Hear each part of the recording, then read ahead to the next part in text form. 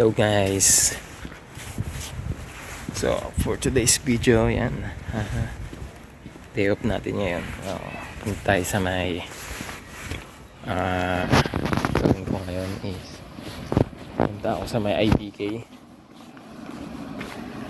kasi mag-request ako na mobile banking para dun sa bangko. Dahil kailangan ko yun para mag-request ako ng mag-request ako ng tax refund. Bali dito kasi sa Korea guys, may mga andito tax refund. Katulad nung nakaraan dun sa last company ko, may dumating sa amin dun na tax refund. So sumama siya dun sa sahod namin, yung tax refund. So nadagdagan yung sahod namin nun. So ngayon parang pagkakaalam ko yearly yan yung mga tax refund. So ngayon mag-request ako dun sa kausap ko sa may JB Bank, yung pinag-loanan ko dito sa contacts ko sa JB Bank. Pwedeng sila mag-assist para sa mga tax refund dito sa Korea. So yun, yung requirements is DRC ko, tapos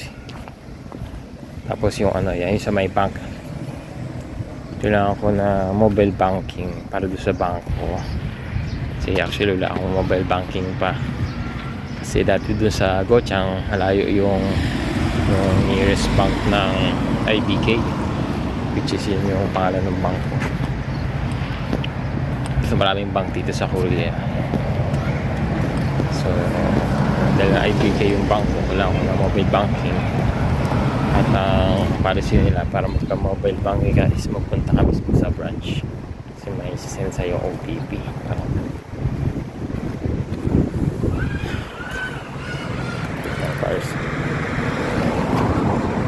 Minimalis.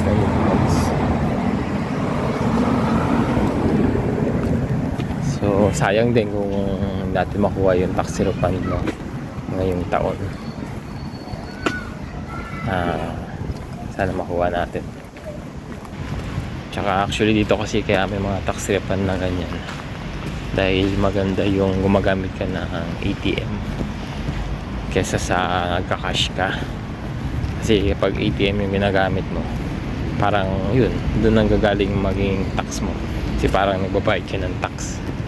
Sabihin, kaya pagkakalam ko mas maganda na dahil kang gumagamit ng card dito sa Korea kumpara sa gumagamit ka ng ng cash. Ganun.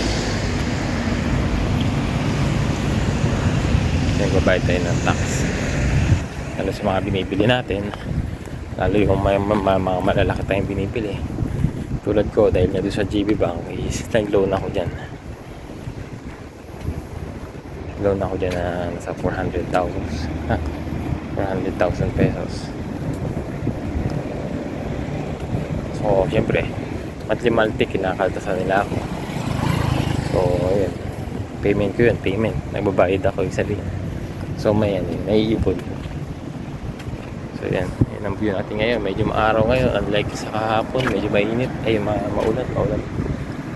So ayun, maganda yung panahon na. So makakalabas tayo ng walang darampalo. So yun guys, stoplight, ayun kulay green. So yun, so agahan natin kasi alam po yun, alas 4 lang yung open ng bank. Kaya medyo maaga tayo.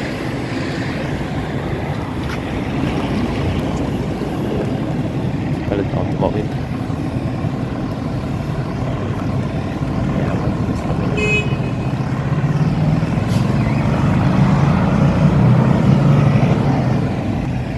Taso sa tabi lang namin yung mga building dito sa Gwangju, Google Draw, Wangnam Cho View.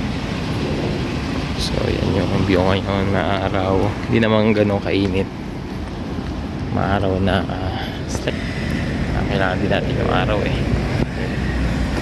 Isa na naman din tayo maarawan sa Korea.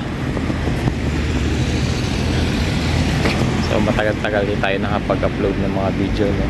Kasi naging busy tayo dahil nga sa paglipat ko dito sa Gwangju.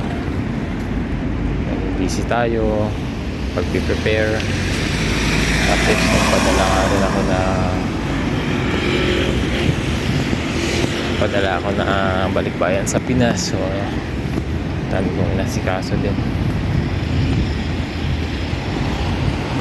Yun, medyo nakakalog-log na ano na tayo, adjust na natin. So okay na.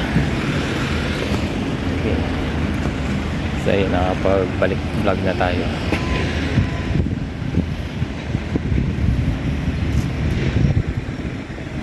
Nakapag-vlog na tayo. Kaya makapag-edit na makapag-upload. Yan, bali sa mga nagtatanong, release po tayo. Bagong actually bagong release po tayo. Ito lang, halos isang buwan pa lang kami dito sa Gwangju.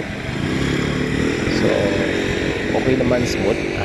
Thank you kay Lord kasi mabilis kami nakahanap ng company.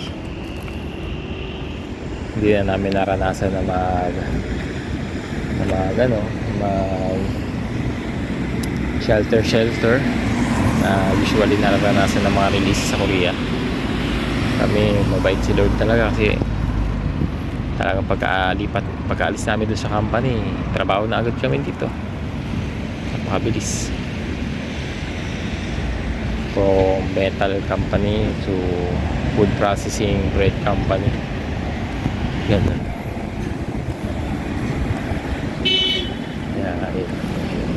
Thank you kay Lord talaga. Ngayon, very convenient. Ito kami sa Gwangju, sakop ng Gyeonggi-do. So dito na lahat actually. Pag may kailangan kami, dito na. Gusto namin umuwi ng Pinas, napakalapit na airport na Incheon, diba? Napaka-convenient. Porsche.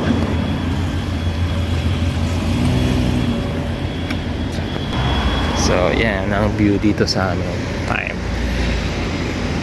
yun, yung IBK ba kung tayo pupunta para makapag-request tayo saka i-update din natin yung ating passport.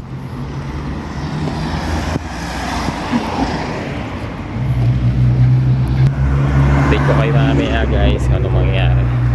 Thank you, see you later. So yun guys, kabababa lang natin dun sa IBK. Yan, IBK Bank. Yan, dyan yung papasok na lang natin. At matagal pa lang dito sa IBK. Parang yung confirmation nila abutin ng 1 week ay yung pagkakasabi sa akin. Tapos magdadalawang balik daw ako. Tapos kailangan daw nila nung kumbaga yung proof, papers na proof na dito ako nagtatrabaho, kasi nakita nila na bago nga ako dito sa Gwangju, so new company.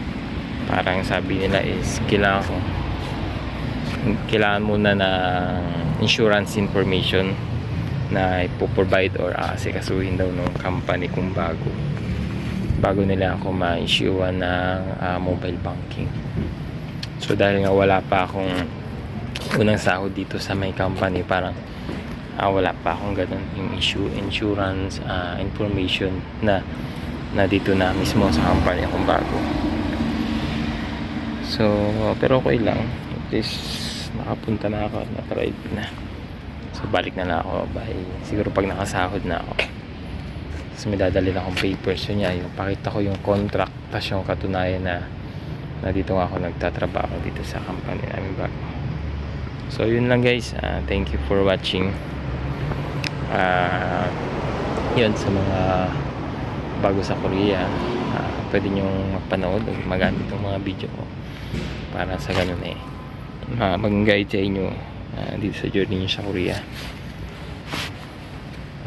Siyempre pagdadaanan nyo rin yung mga napagdadaanan namin, malalo na yung mga nandito na sa Korea tulad namin. So yun guys, thank you for watching. Tsaka sa mga magpaparelease at mga gustong magparelease, pwede kayo magtanong sa akin. Comment lang kayo dito sa aking YouTube channel para masagot ko yung mga tanong. Yun lang guys, thank you for watching. Ngayon para di sayang yung biyahe natin, mag-grocery muna tayo ng mga kailangan natin dito. Yun lang guys, thank you for watching. God bless. Annyeong.